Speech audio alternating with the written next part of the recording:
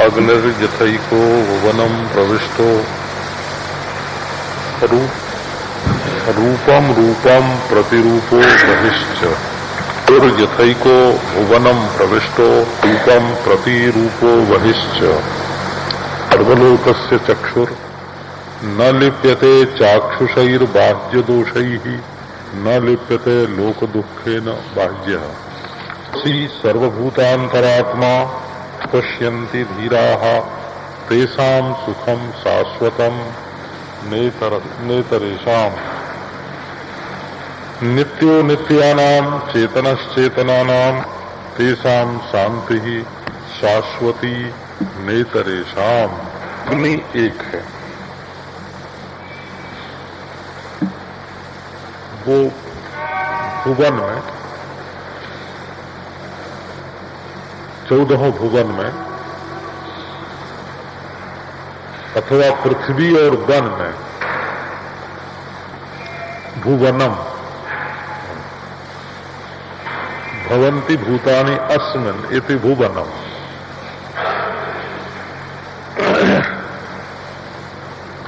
प्रविष्ट रहता है।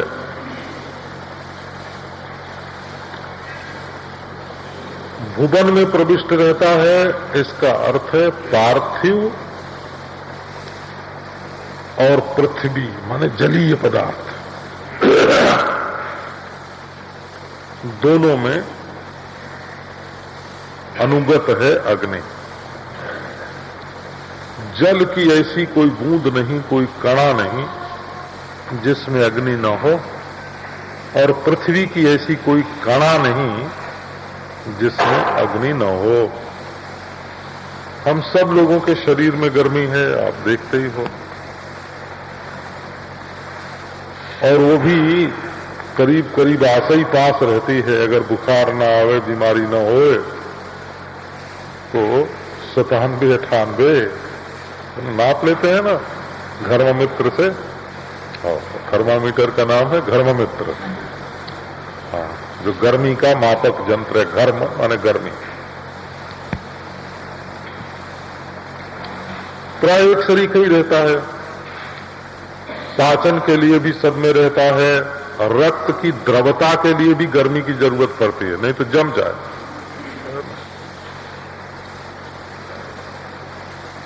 तो सबके शरीर में अग्नि है और वो एक है, और सारे भुवन में वो प्रविष्ट है। रूप अलग अलग, लेकिन हर रूप में अग्नि एक ही। हर रूप में, हर रंग में, हर बिंदु में, हर कणा में, हर व्यक्ति में अग्नि एक ही। ये अग्नि का रूप देखो क्या मजेदार है। घड़ा अलग अलग लेकिन माटी एक, बूंद अलग अलग लेकिन पानी एक, चिंगारी अलग अलग लेकिन अग्नि एक,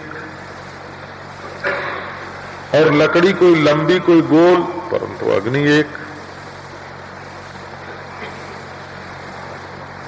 तो घड़े अनेक और आकाश एक है ना। ये शरीर रूपी घड़े अनेक, इनमें हवा एक, इनमें गर्मी एक। तो जब इतनी स्थूल चीजें, मोटी चीजें अनेक में एक रहती हैं, तो आत्मा के संबंध में शंका ही क्यों होती है कि वो अनेक में एक है? कोई शंका नहीं करनी चाहिए, वो अनेक में एक है। सब शरीरों में एक है। वैसे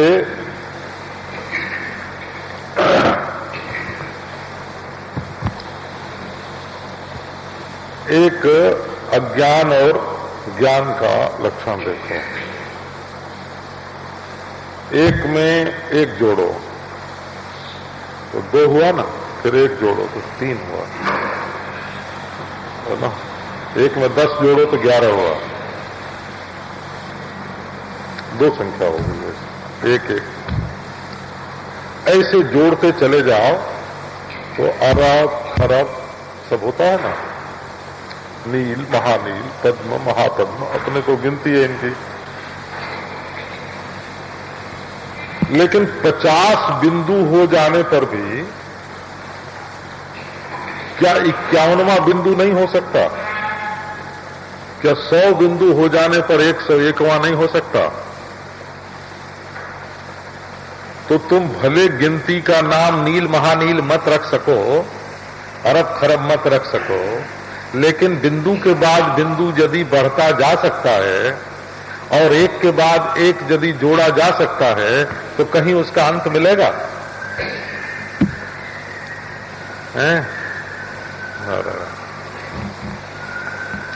अगर 2 में 2 जोड़ो तो कहीं अंत मिलेगा? जोड़ते चले जाओ। समझने का एक तरीका है। तो लोग कहते हैं इससे हम पूर्णता को समझ सकते हैं। कैसे पूर्णता को नहीं समझ सकते हो? अज्ञात पूर्णता की कल्पना कर सकते हो। कितने बिंदु बढ़ाए जा सकते हैं? एक पर 50 ही बिंदु क्यों रखते हो? एक पर 100 ही क्यों रखते हो? एक पर 1000 लाख या क्यों रखते हो? एक पर नील महानील पद्म महापद्म असंख्य बिंदु रखो तो वो जो संख्या की पूर्णता होगी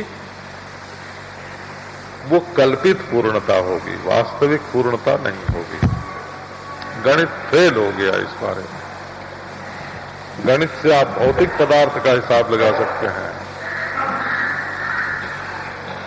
अच्छा, अब निकालना शुरू करो तो एक एक जब 2 होता है तो एक संख्या को सावयव मानना पड़ेगा। हो सावयव न होता तो जुड़ता नहीं किसी से, तब तो 1/2 भी होगा ना।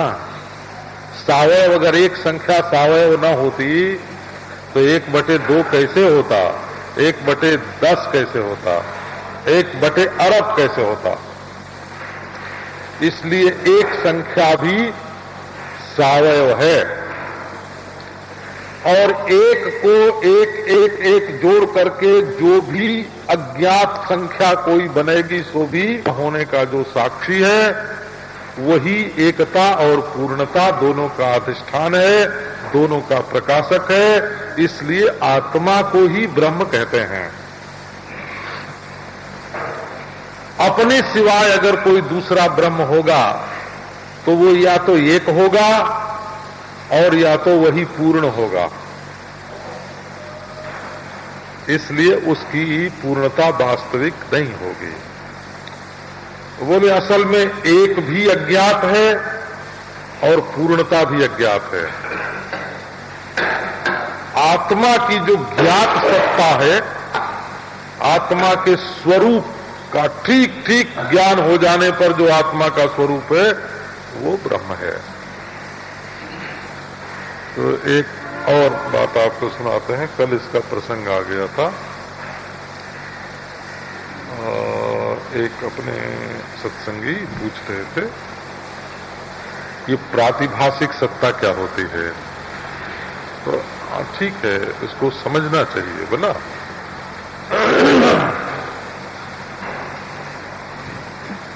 और रज्जू की सत्ता व्यावहारिक है। रस्सी जो होती है ना, रस्सी, वो प्रमाण प्रतिपन्न है। हो खूब जांच के पड़ताल के, आंख से देख के, उलट के, पलट के उसको पहचान सकते हैं और पहचानने पर भी रस्सी रस्सी रहेगी। लेकिन उसमें दूरी के दोष से या अंधकार के दोष से या नेत्र के मांद्य के दोष से आरोपित जो सर्प है ना, वो जब तक रस्सी का ज्ञान नहीं है तभी तक है, और रस्सी का ज्ञान हो गया तो बाधित हो गया।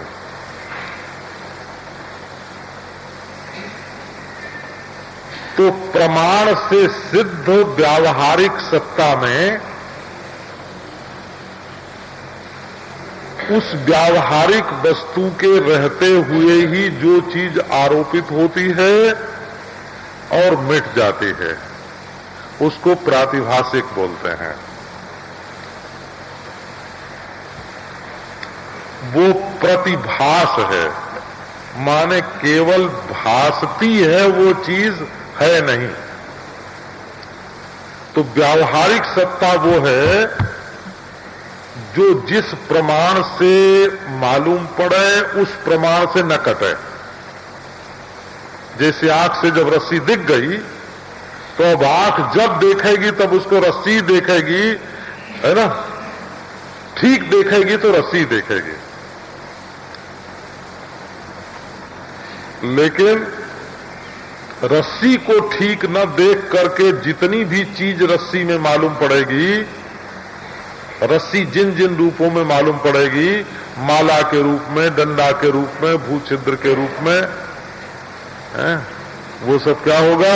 कि वो सब प्रातिभासिक होगा।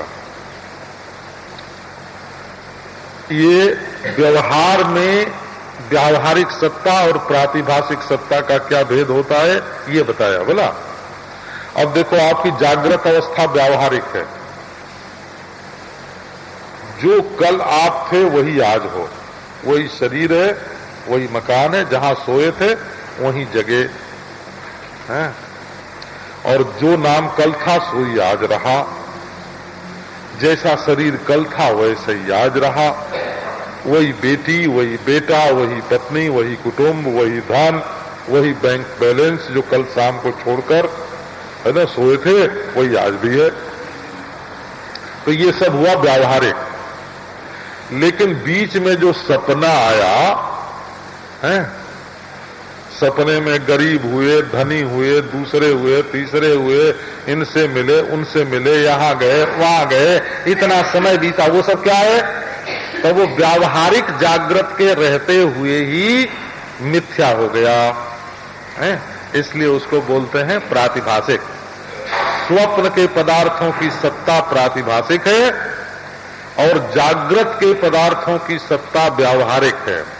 जागृत में भी जो सत्ता भ्रांति के कारण सत्ता मालूम पड़ती है सो प्रातिभासिक है, और जो प्रमाण से मालूम पड़ती है सो व्यावहारिक है।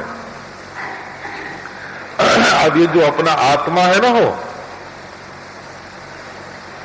ये व्यवहार, प्रतिभास और दोनों का अभाव, इनके परस्पर बाधित होने पर भी ज्यों का त्यों रहता है।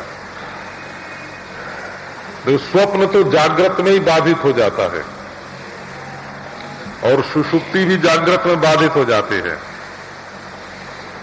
स्वप्न में जागृत नहीं भासता है ना, और सुषुप्ति में जागृत और स्वप्न दोनों नहीं भासते।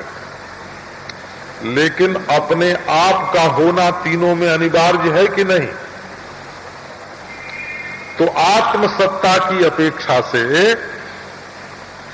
जागृत, स्वप्न, सुषुप्ति तीनों प्रातिभासिक हैं। परमार्थ आत्मसत्ता है और ये बदलने वाली जागृत, स्वप्न, सुषुप्ति तीनों प्रातिभासिक हैं। बोले भाई, व्यवहार में एक बात देखने में आती है कि जब रज्जू का ज्ञान हो जाता है तब सर्प का फिर भान नहीं होता। तो आत्मा का ज्ञान होने पर प्रपंच का भान नहीं होना चाहिए, माने जागृत, स्वप्न, सुषुप्ति का भान नहीं होना चाहिए। तो इसका समाधान ऐसे करते हैं कि भ्रम दो प्रकार का होता है, एक सोपाधिक और एक निरुपाधिक। जैसे आप चश्मा लगा के किसी सफेद चीज को हरी देखते हैं, हरा चश्मा आंख में लगाया और सफेद चीज को हरी देखने लगे, तो चश्मा हटा के देख लो वो सफेद है और चश्मा लगाने पर वो मालूम पड़ती है हरी। तो सफेद का ज्ञान होने पर भी उसकी हरियाली तब तक दिखती रहेगी जब तक चश्मा आंख पर लगा रहेगा, है? और जब चश्मा उतर जाएगा तब हरियाली भी उतर जाएगी।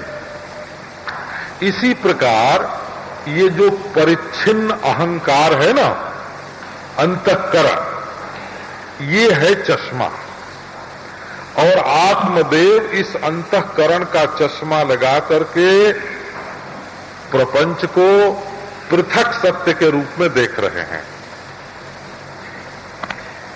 जब ये अंतःकरण का चश्मा उतर जाएगा, हैं, विमुक्तस्य विमुच्यते, जब ये चश्मा उतर जाएगा तो परिच्छिन्नता जो भासती है, परिच्छिन्न खुर्दबीन लगा लेने के कारण हमको पदार्थ परिच्छिन्न दिखाई पड़ रहे हैं। अगर हम अंतःकरण के द्वारा विचार न करें, इस अंतःकरण को बट्टे खाते में डाल दें और अपने देश काल वस्तु से अपरिच्छिन्न सजातीय विजातीय स्वगत भेद रहे स्वरूप दृष्टि से देखें तो प्रपंच नहीं है, और अंतःकरण का चश्मा लगा करके देखेंगे तो प्रपंच भासेगा। लेकिन जैसे हरे चश्मे से देखी हुई हरियाली मिथ्या होती है, वो वस्तुनिष्ठ नहीं होती, चश्मा के कारण भासती है। इसी प्रकार अंतःकरण में मैं मेरा करके देखने के कारण ये परिच्छिन्न अन्य प्रपंच जो है कि ये रंगीन दृश्य के समान मालूम पड़ता है।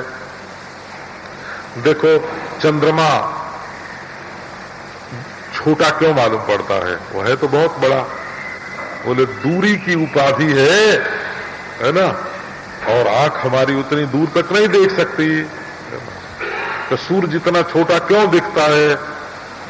तो ऐसे छोटे से अंतःकरण से और छोटे से मैं से जब हम ब्रह्म को नापना चाहते हैं, तब वो हमसे अलग होकर के, छोटा होकर के, दृश्य होकर के, जड़ रूप होकर के भासता है। और जब अपनी अनंतता को ध्यान में रखकर देखते हैं तो ये सारा प्रपंच अपने आप में केवल कल्पित रेखा के समान कल्पित दृश्य है ना, ऐसा भासता है। अब एक दूसरी बात इसके संबंध में सुनाते हैं। एकस्तथा, तो हाँ, परमार्थ जो है ना, पारमार्थिक सत्ता में व्यावहारिक सत्ता भी प्रातिभासिक है। व्यावहारिक सत्ता में केवल भ्रांतिजन्य दोषजन्य जैसे निद्रा दोषजन्य स्वप्न प्रातिभासिक है जागृत के व्यवहार की दृष्टि से। रज्जू में सर्प प्रातिभासिक है ना, ठीक ठीक रज्जू और नेत्र का संयोग न होने के कारण अंधकार आदि के दोष से। तो व्यावहारिक दृष्टि से जैसे प्रातिभासिक सत्ता मिथ्या होकर के भासती है, उसी प्रकार पारमार्थिक दृष्टि से व्यावहारिक सत्ता भी मिथ्या होकर के भासती है। अब देखो, एक इसका नतीजा आपको सुनाते हैं, क्योंकि उसके बिना फिर वेदांत अधूरा ही रहता है। जिसको हम मिथ्या कहते हैं उसको अधिष्ठान रूप कहते हैं। जैसे सर्प मिथ्या है, ये कहने का अभिप्राय होता है कि रज्जू ही है, सर्प नहीं है। माने जिसको तुम सर्प समझ रहे हो वो रज्जू ही है, ये अभिप्राय होता है। इसी प्रकार जिसको तुम प्रपंच समझ रहे हो वो ब्रह्म ही है ना। इसका अर्थ हुआ कि तुम्हारा शत्रु जो दिखता है, मित्र जो दिखता है, जो चीन पाकिस्तान दिखता है, बोला, जो महाराष्ट्र गुजरात दिखता है, जो मैसूर महाराष्ट्र दिखता है, कई असल में सब क्या है? जैसे सब धरती है, जैसे सब जल है, जैसे सब अग्नि है, जैसे सब वायु है, जैसे सब आकाश है, जैसे सब मन है, वैसे सब आत्मा है। और एक आत्मा परमार्थ सत्ता, संपूर्ण अर्थों का परम रूप, यही अद्वैत ब्रह्म है ना। इसलिए ब्रह्म ही सब है। और जिसको तुम शत्रु मित्र भला बुरा समझते हो, नारायण, देखो हम लोगों का ये जो कटिवस्त्र है ना, ये पुरानी पोशाक है ऐसा मालूम पड़ता है ना। अगले जमाने में ये मॉडर्न यही होगी बोला। हाँ, क्योंकि स्त्रियों ने स्कर्ट पहनना शुरू कर दिया है ना। तो है ना, ये हम लोगों का कटिवस्त्र ही तो है ना। कभी वो हम लोगों से थोड़ी पिछड़ी हुई हैं, जरा जरा सा कपड़ा शरीर पर लगाती हैं, है ना। आगे जब वो हम लोगों की कक्षा में आवेंगी तो जैसे हम लोग रहते हैं वैसे रहने लगेंगे। तो जंगली स्त्रियां ऐसी ही रहती हैं नारायण। तो कहने का अभिप्राय ये कि जो पुराना होता है वो नूतन हो जाता है, जो नूतन होता है वो पुरातन हो जाता है। नूतनत्व और पुरातनत्व भी है ना प्रातिभाषिक सत्ता में ही है, नूतनत्व और पुरातनत्व पारमार्थिक सत्ता में नहीं है। कल आपको सुनाया ना कि ये जो कट्टर धर्मात्मा लोग होते हैं वो भूत को पकड़ लेते हैं और कहते हैं कि उसको हम वर्तमान में रखेंगे और भविष्य में ले चलेंगे। वो भूत का बोझ उनके लिए बड़ा दुखद होता है। और ये जो कुर्सीधारी लोग होते हैं है ना, मेयर हैं, मिनिस्टर हैं, मेंबर हैं, ये में करने वाले लोग जो हैं वो सब में से शुरू होते हैं। वो तो हाँ नारायण, तो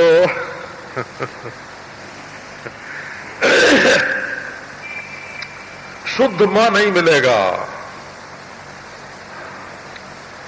तो नारायण फिर क्या है, ये लोग चाहते हैं कि हमारा वर्तमान जो भविष्य चाहे नष्ट, भूत चाहे नष्ट हो जाए, लेकिन हम अपनी वर्तमान कुर्सी को भविष्य में ले चलें। महाराज ये वर्तमान में चिपक गए, मोहग्रस्त हो गए, वो भूत में संग वाले हुए, आसक्त हुए, भूत में आसक्त हैं। और ये का वर्तमान में आसक्त हैं, कुर्सी अपनी, पद अपना, ओहदा अपना। और प्रगतिशील लोग कहते हैं कि चाहे वर्तमान नष्ट हो जाए, चाहे भूत की बिल्कुल याद ना आवे, लेकिन वो जो अनहुआ भविष्य है, अभी जो पैदा ही नहीं हुआ वो भविष्य आज आ जाए, 5 बरस बाद वाली स्थिति, 10 बरस बाद वाली स्थिति आज आ जाए। तो महाराज भूत को वर्तमान और भविष्य में ले जाना है ना, और वर्तमान को भविष्य में ले जाना, भविष्य को वर्तमान में ले आना, ये सब दुख का कारण है ना। अरे जैसे चमक रहा है परमात्मा नारायण, है ना, जिस रूप में चमक रहा है, कहीं सांप के रूप में, कहीं बिच्छू के रूप में, कहीं भूत के रूप में, कहीं प्रेत के रूप में। देखो विराट के रूप में मुर्दे भी चमकते हैं, ये आपको मालूम है ना, गीता में आपने पढ़ा ना है? भविष्य में जो मरने वाले हैं सो भी दिखते हैं विराट में, और जो पहले मर चुके हैं सो भी विराट में दिखते हैं। तो विराट के रूप में जो भूत चमक रहा है, जो वर्तमान चमक रहा है, जो भविष्य चमक रहा है नारायण, वो सब ब्रह्म का ब्रह्म स्वरूप ही है। सर्वं कल्विदं ब्रह्म ब्रह्मैव वेदं विश्वमिदं वरिष्ठम। कहाँ असंतोष है, कहाँ शांति, कहाँ शांति है? तेसाम सुखम शाश्वतम नेतरेशाम, तेसाम शांति शाश्वती नेतरेशाम। अगर शाश्वत सुख चाहते हो और शाश्वत शांति चाहते हो, तो भूत की जो याद आती है वो ब्रह्म की एक चमक है, भविष्य की जो कल्पना होती है वो ब्रह्म की एक चमक है, वर्तमान में जो प्रतीत होता है तो वो ब्रह्म की एक चमक है। भूत भविष्य वर्तमान सब प्रतीति मात्र है, और एक परब्रह्म परमात्मा नित्य शुद्ध बुद्ध मुक्त स्वभाव सच्चिदानंद ज्ञान परिपूर्ण अविनाशी अद्वितीय नारायण, उसके सिवाय और क्या जो है सो सब वही। तो एकस्तथा सर्वभूतांतरात्मा रूपम रूपम प्रतिरूपो बहिश्च। देखो थोड़ी सी बात सुनाते चलते हैं। अगर आपको केवल श्लोक का अनुवाद ही पढ़ना हो तो वो तो कितनी हिंदी टीकाएं नारायण छपी हुई हैं, आप अपने घर में बैठ के भी उनको पढ़ लीजिए। थोड़ा इसके साथ विवेक जोड़ना पड़ता है।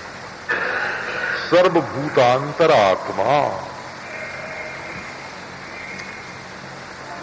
संपूर्ण प्राणियों की अंतरात्मा एक है, इसका अर्थ हुआ।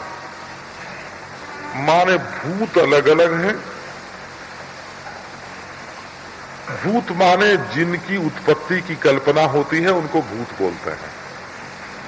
ये कभी पैदा हुआ है जिसके बारे में ऐसी कल्पना है, उसका नाम भूत। भवन्ति इति भूतानि। देखो स्मशान में कभी होते हैं तो जो जिनका मन कमजोर है या जो डरने वाले हैं उनको स्मशान में भूत दिखते हैं। तो भूत जब दिखता है तो उसकी उम्र भी दिखती है। ये 50 बरस की उम्र इसकी होगी, बोला 100 बरस की। अरे भाई भूत का क्या पता है, सैकड़ों बरस का भी होवे, हजारों बरस का भी होवे, तो क्या पता है ना। तो भूत दिखता है ना। ऐसे ये पदार्थों में है तो ब्रह्म, परंतु जो भूतत्व दिखता है ना, जैसे स्वप्न के प्राणी की उम्र प्राणी में नहीं है मन में है, जैसे स्मशान में देखे हुए भूत की उम्र उस भूत प्रेत में नहीं है अपने मन में है, वैसे ये जो संसार की उम्र मालूम पड़ती है ना, ये उम्र भी वस्तुनिष्ठ नहीं है, मनोनिष्ठ है। माने ये चीज में नहीं है, मन में है। वो मन में आओ तो भूत तो अलग अलग दिखाई पड़ते हैं। अब देखो, अब कोई आदमी आपको ऐसे अगर बातचीत में कह दे ना कि आप भूत हैं, तो आप मारे बिना न छोड़ें, उसके ऊपर गुस्सा हो जाए, है ना। लेकिन ये श्रुति जो है वो कहती है कि जब पंचभूतों से बने हुए एक पुतले को तुमने मैं माना, है ना, तो जैसे भूत किसी दूसरे में के शरीर में घुस के बोलता है मैं भूत हूं, है ना, मैं अमुक की आत्मा हूं, कहां बोलता है कि दूसरे के शरीर में घुस के। वैसे ही तुम पंचभूत से बने हुए शरीर में बैठ करके जब मैं बोलते हो, हैं, तो तुम्हारा नाम वेद ने क्या रखा? बोले भूत। सर्वभूतांतरात्मा। ये भूत जो है ये किसी दूसरे का नाम नहीं है, हो ये मेरा नाम भूत है, तुम्हारा नाम भूत है। बोला मेरा पहले इसलिए कहा कि आप लोग तुम्हारा कहने से बुरा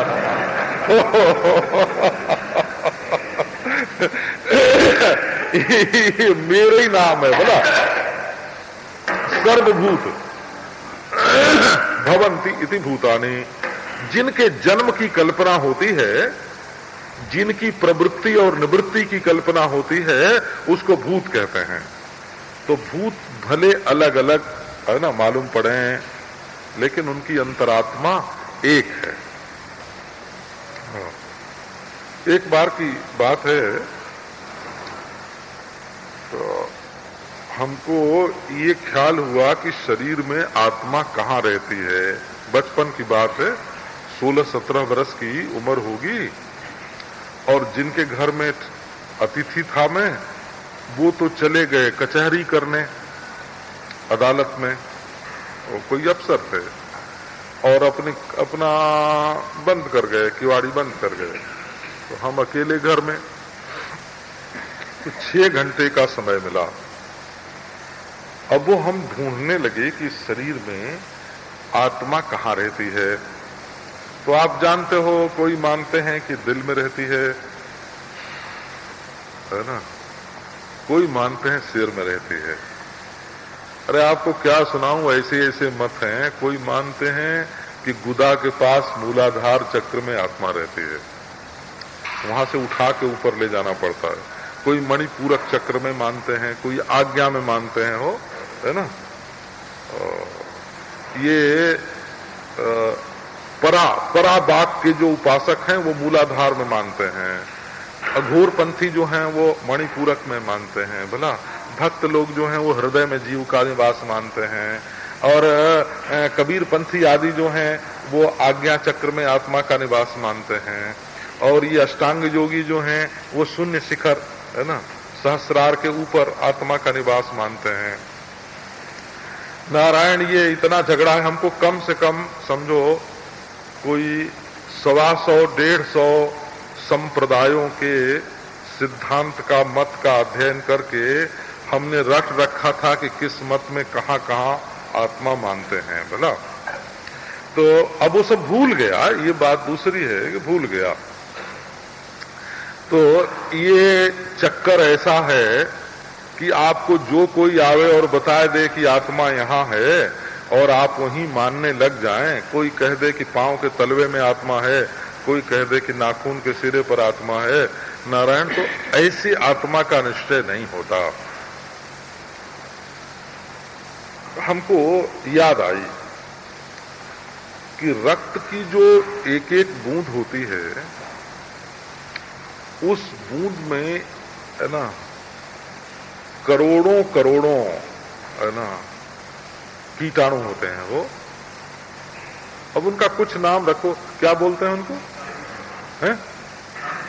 अच्छा ठीक है, वो चीज वही है बोला, कीटाणु कहो है ना, जीवाणु कहो, जीवाणु। एक एक बूंद में कोटि कोटि जीवाणु होते हैं और उनका शरीर बदलता भी रहता है। भूरे जो हैं वो लाल हो जाते हैं और लाल जो हैं वो भूरे हो जाते हैं, बोला। और रक्त सारे शरीर में दौड़ता है।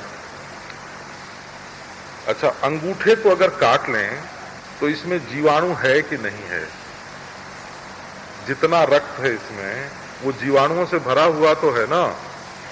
अच्छा, ऐसे कीड़े हम लोग गांव में हो, मत समझना कि हिंसा की वृत्ति रही होगी, ऐसा तो मत समझना। बचपन में जब खेलते थे, जब की बात है, ये केचुए होते हैं, इतने इतने बड़े होते हैं बोला, वो रेंगते हैं, चलते हैं। तो हम लोग खेल खेल में उनको दो टुकड़े कर देते थे, तो दोनों चलते थे और दोनों जिंदा रहते थे। बोला उनमें आत्मा कहाँ होती है?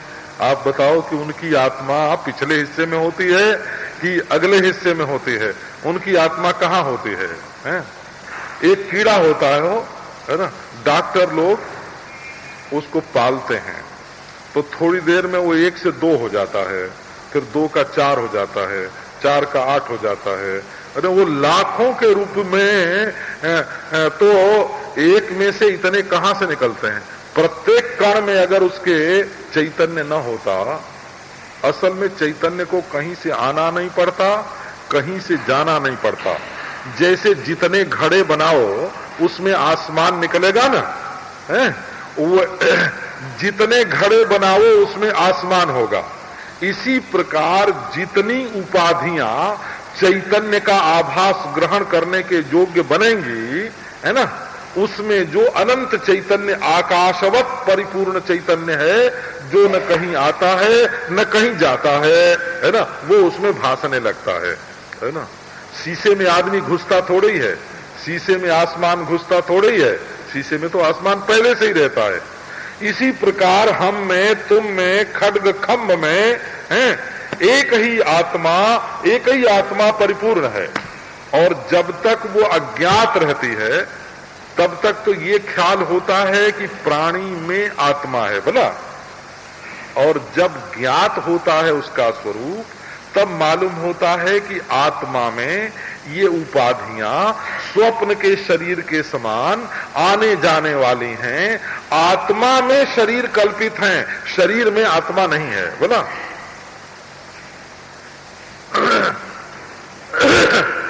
ये बात देखो, भौतिकवाद और अध्यात्मवाद, ये दोनों के दो पहलू हैं इसके संबंध में। जड़ से चेतना की उत्पत्ति होती है, इसका नाम जड़वाद है। और चित्त से शरीर की उत्पत्ति होती है, इसका नाम अध्यात्मवाद है।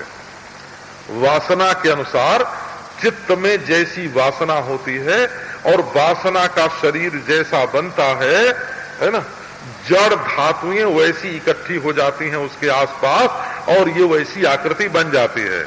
लोहे का चूरा हो ना, उसमें आप एक आड़ा टेढ़ा चुंबक डाल दीजिए और देखिए, है ना, जैसा आड़ा टेढ़ा चुंबक होगा उसके अनुसार लौह कण उसके चारों ओर लग जाएंगे, वो लंबा हो जाएगा, वो गोला हो जाएगा, वो मोटा हो जाएगा। लोहे के चूरे में पड़ा चुंबक और लोहे के कणों को खींच करके अपने ही सरीखी एक बड़ी शकल उसने स्थूल शकल बना ली। तो चित्त की प्रधानता से देह का निर्माण होता है, इसका नाम अध्यात्मवाद है, और पंचभूत की प्रधानता से देह का निर्माण होता है, इसका नाम अधिभूतवाद है।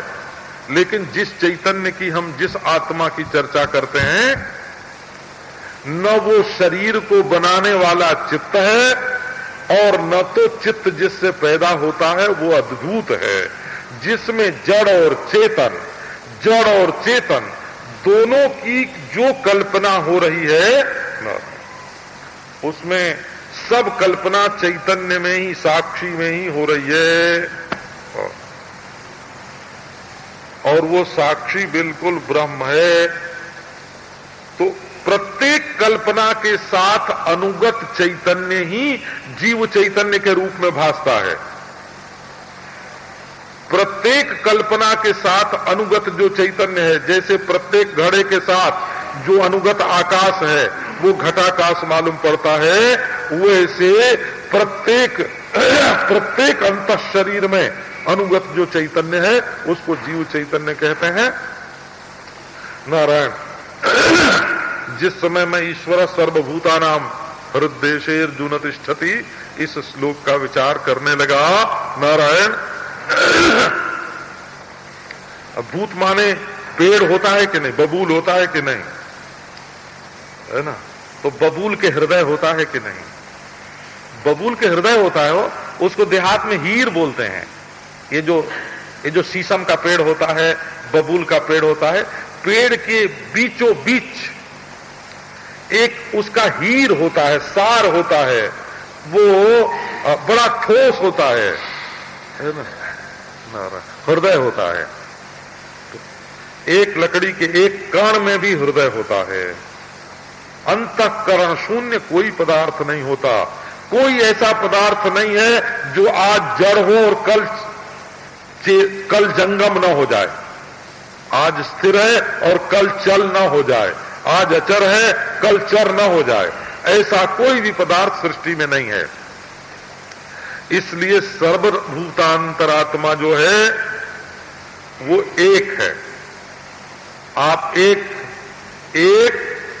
और एक की समष्टि, बोला सर्व, और एक और सर्व की कल्पना और उस कल्पना का साक्षी और साक्षी का ब्रह्मत्व प्रतिपादन करती है श्रुति।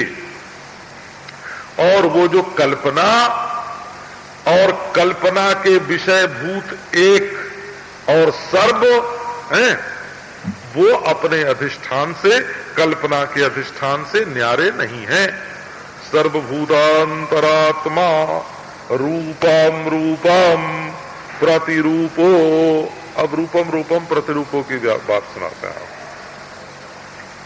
क्योंकि सर्वभूतांतरात्मा जो है ये घटाकाशवत है। अच्छा, ये तो आपको मालूम होगा कि घड़े की दृष्टि से तो आकाश बड़ा है, परंतु आकाश की दृष्टि से घड़ा छोटा होगा, ये आपको मालूम है ना। ये आकाश की दृष्टि से घड़ा छोटा नहीं होता है। किसी गणितज्ञ को चुनौती दे दो कि आकाश की उम्र में घड़े की उम्र निकाल के बता दे। आकाश की उम्र का करोड़वां हिस्सा क्या घड़े की उम्र है? अरबवां हिस्सा है। अच्छा, आकाश की लंबाई चौड़ाई में जिसका और छोर ही नहीं है, जरा घड़े की लंबाई चौड़ाई निकाल दो, हैं?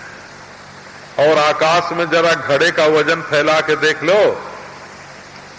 कल्पित बिंदु है आकाश में, कल्पित उम्र, कल्पित स्थान और कल्पित वजन वाला कल्पित बिंदु है घड़ा।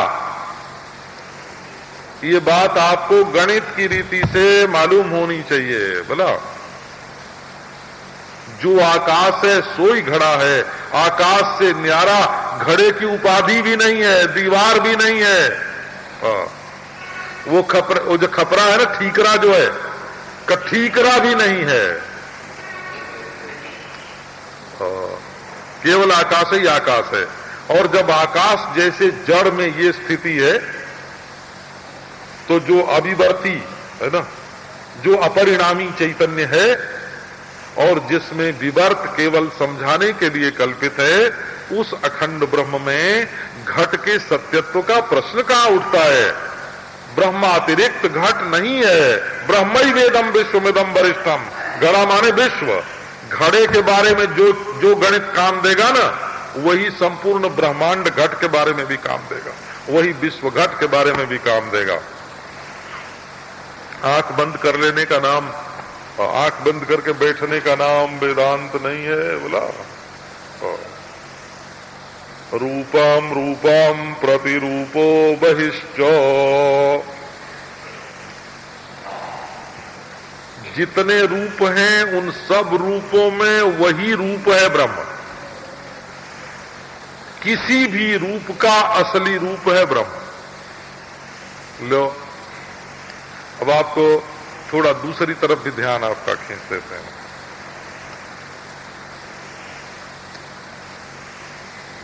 उपनिषद में, केनोपनिषद में, मैं उपनिषद की तो कथा ही कर रहा हूं, ये कठ है, वो केन है, कम ब्रह्म। कठ में भी कम है और केन में भी कम है, वही कम ब्रह्म है वो। तो प्रतिबोध विदितम मतम। बोधम बोधम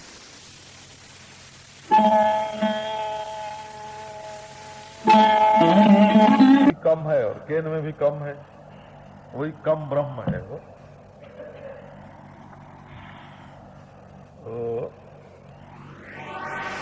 प्रतिबोध विदितम मतम। बोधम बोधम प्रतिबोध है। जैसे आपको ये ज्ञान होता है कि ये लाल फूल है और ये सफेद फूल है, तो लाल फूल और सफेद फूल अलग अलग मालूम पड़ते हैं, परंतु लाल फूल का भी ज्ञान है और सफेद फूल का भी ज्ञान है। तो ज्ञान ही है। जैसे देखो, आपको लाल फूल भी रोशनी में मालूम पड़ता है और सफेद फूल भी रोशनी में मालूम पड़ता है। तो सफेद फूल भी रोशनी है और लाल फूल भी रोशनी है कि नहीं है? ये तो विज्ञान बताता है ना। ये जो लाल और सफेद रंग का भेद है, ये सूरज के किरणों का ही वक्री भाव है, ये प्रकाश ही है। एक ही प्रकाश लाल और सफेद और पीला और नीला और हरा भिन्न भिन्न रंगों के रूप में एक ही प्रकाश दिख रहा है, ये मालूम है ना। तो प्रत्येक रंग में जैसे एक ही प्रकाश है, वैसे ही प्रत्येक विषय के ज्ञान में एक ही ज्ञान है। प्रतिबोध विदितम मतम। ये घड़ी का ज्ञान ब्रह्म है, बोला, क्योंकि वही पुस्तक का ज्ञान है, वही लाउड स्पीकर का ज्ञान है, वही स्त्री का ज्ञान है, वही पुरुष का ज्ञान है। विषयों के अलगाव को जाहिर करने वाला जो ज्ञान है वो रोशनी की तरह एक है और अपना आत्मा है, और वही भिन्न भिन्न रूप में प्रकाशित हो रहा है। मैं आदमी को नहीं देख रहा हूं, ब्रह्म को देख रहा हूं। लाल को नहीं देख रहा हूं, रोशनी को देख रहा हूं, बोला। लाल को नहीं देख रहा हूं, रोशनी को देख रहा हूं। सफेद को नहीं देख रहा हूं, रोशनी को देख रहा हूं, स्त्री पुरुष को नहीं देख रहा हूं, है ना, प्रकाश को देख रहा हूं, ज्ञान को देख रहा हूं, है ना। ये इसका नाम, ये ज्ञान कैसा है? कि ज्ञान ब्रह्म है। अच्छा, जो घटक ज्ञान है वही ब्रह्म ज्ञान है। बोला ज्ञान ज्ञान ज्ञान ज्ञान ही है। ज्ञान को अलग करने वाला काल नहीं होता, ज्ञान को अलग करने वाला देश नहीं होता, ज्ञान को अलग करने वाली वस्तु नहीं होती, क्योंकि उनकी सत्ता भी ज्ञान से ही सिद्ध होती है, उनका अधिष्ठान भी ज्ञान ही है। भूतम प्रसिद्धंच परेण जद जद तदेव तत्स्यात् इति में मनीषा। अच्छा, अब एक दूसरी चीज लो। आनंदाध्येव खल्यमानि भूतानि जायन्ते आनंदेन जातानि जीवन्ति आनंदम प्रयन्ते विसंविसन्ति। आनंदो ब्रह्म इति व्यजानात्। गुड़ खाने में एक मजा आता है, रोटी खाने में एक मजा आता है, दाल खाने में एक, चावल में एक, कढ़ी में एक, है ना। अब और है ना, गुलाब जामुन में एक, रसगुल्ले में एक, है ना, 20 बखेड़ा हमको नहीं मालूम है। तो खीर तो अलग अलग है, लेकिन मजा तो मजा ही है। एक खट्टा मजा, एक मीठा मजा, एक कड़वा मजा, ऐसा नहीं होता हो। तो ब्रह्मानंद और गुणानंद एक ही है। हाँ, जल्दी ये बात समझ में ना आती होए, है ना, तो पंचदशी का ब्रह्मानंदे विषयानंद प्रकरणम जो है ना, ब्रह्मानंदे विषयानंद प्रकरणम पढ़ना चाहिए। बोला पंचदशी का वो जो 5 आखिरी हैं आनंद का निरूपण करने वाले, है ना। एक विवेक है सत्ता का प्रतिपादन करने के लिए, अस्तित्व का 5 प्रकरण, और 5 प्रकरण दीप हैं प्रकाश का प्रतिपादन करने के लिए, और 5 प्रकरण आनंद हैं आनंद का प्रतिपादन करने के लिए। इस तरह पंचदशी 5-5 प्रकरण में सत, चित्त और आनंद का प्रतिपादन करती है। पिछले 5 आनंद प्रकरण हैं, है ना। गुड़ की ओर मत देखो और जीव की ओर मत देखो भाई। गुड़ और जीव को छोड़ करके देखो तो आनंद ब्रह्म है ना। स्त्री और पुरुष की उपाधि को मत जोड़ो, आनंद ब्रह्म है ना। नृत्य क्रिया में क्रिया की उपाधि को मत जोड़ो, आनंद है। संगीत में आलाप की क्रिया को, शब्द की और गले की उपाधि की क्रिया को मत जोड़ो, आनंद ब्रह्म है ना। तो जैसे आनंद सर्वात्मा है, जैसे प्रकाश ज्ञान सर्वात्मा है, वैसे सत्ता जो है ना वो भी सर्वात्मा है। और असल में सत्ता के बिना प्रकाश क्षणिक होगा, और प्रकाश के बिना सत्ता जड़ होगी, और सत्ता और प्रकाश के बिना, है ना, आत्मा क्या होगा? शून्य होगा। सत्ता और प्रकाश ही आत्मा है, तो आत्मा होने से सत्ता परम प्रिय है, आत्मा होने से प्रकाश परम प्रिय है। आत्मा अपना आत्मा परम प्रिय परमानंद स्वरूप है, और वही परम प्रकाश है, और वही परमार्थ सत्ता है। अर्थात ब्रह्म आत्मा के सिवाय, ब्रह्मात्मा के सिवाय न दूसरा आनंद है, न दूसरा ज्ञान है, न दूसरी वस्तु है। अर्थात और अर्थात ले लो, हैं? ब्रह्मानंद ही सर्व आनंद है, ब्रह्मानंद ही सर्व ज्ञान है, और ब्रह्मानंद ही सर्व अस्तित्व है। ब्रह्म के सिवाय, है ना, दूसरी वस्तु नहीं, माने ब्रह्म ही ब्रह्म सब। तो रूपम रूपम प्रतिरूपः, जितने अलग अलग रूप दिखते हैं तुमने रूप में जो अलगाव है वो तो कारणिक है, माने ऐन्द्रियक है, करणिक है, वो अंतःकरणिक है। जो अलगाव है सो, और जो एकत्व है उसको स्वाभाविक है। तो रूपम रूपम, चाहे रूप कोई भी दिख रहा हो, वही सत, वही चेत, वही परमानंद आत्मा। ये आत्मा, लोग कहते हैं ना कि ब्रह्म सत तो मालूम पड़ता है और चित्त भी मालूम पड़ता है, लेकिन आनंद नहीं मालूम पड़ता। इसलिए आनंद नहीं मालूम पड़ता कि आनंद स्वरूप तो तुम अपने को जानते हो, मैं प्यारा हूं, ये तो जानते हो ना। अपने बिना तो कुछ है ही नहीं, स्त्री प्यारी नहीं, पुत्र प्यारा नहीं, धन प्यारा नहीं, सबसे प्यारा तो अपना आपा। जब उससे अलग ब्रह्म को देखोगे तब वो सत मालूम पड़ेगा, चित्त मालूम पड़ेगा, लेकिन आनंद नहीं मालूम पड़ेगा। जब अपने से अभिन्न करके ब्रह्म को देखोगे तो सब परमानंद स्वरूप ही मालूम पड़ेगा।